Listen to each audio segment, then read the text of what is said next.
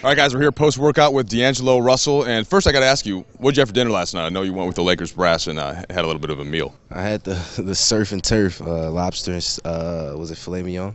Okay. Decent. It was great.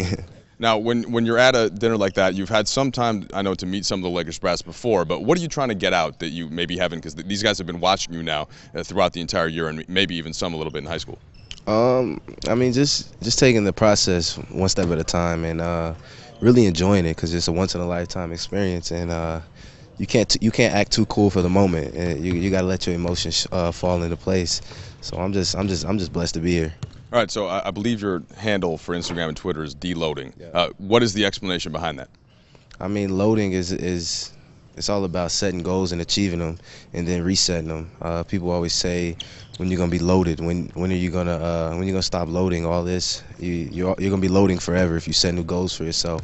And I always try to set new goals, achieve them, and then set new goals. All right, so anybody that got a chance to watch you play at Ohio State, you put up really good numbers, had success throughout the season, and started to really build a name for yourself. Where did you feel like your strengths in college, and how can those be applied to the NBA game? It started with my teammates. My teammates, we played hard for each other. It wasn't a one-guy show, which everybody thought it was, but my teammates put me in a position to thrive as well as I did, and they don't get enough credit for it. And I was just forced to make passes, and they had to make the shots, and they got me open when I had to make shots. So I give the credit to them. That is a very humble way of answering the question, but you obviously have the confidence too. Definitely. In your skill. And where do you think you can get to in this NBA game? What's in the top of your head, the dreams that you've always had, and now that you're getting closer to actualizing them by being drafted? I mean, obviously, Rookie of the Year. That's the first achievement I want to reach. But I just want to solidify myself on the team, be a guy on the team where I'm needed and I'm not just wanted. So I'm looking forward to doing that. That'll be fun. You know, the Lakers obviously had a couple of down years after going to the finals 3 straight times. But you come in this building, and you see the trophies, you look around, you see the jerseys. I know you're quite familiar with Kobe Bryant's game. What do you think, how do you feel like you fit in to this type of a situation? I feel like the player that Kobe is, he's gonna win with the guys that he has around him. And me being a player that can play with anybody and make players look good, I feel like a lot of these players here, they already do that for themselves, but everybody looks good when you got the same amount of talent around you. So just gaining the knowledge from Kobe and achieving with that, I'm looking forward to that if I had the opportunity.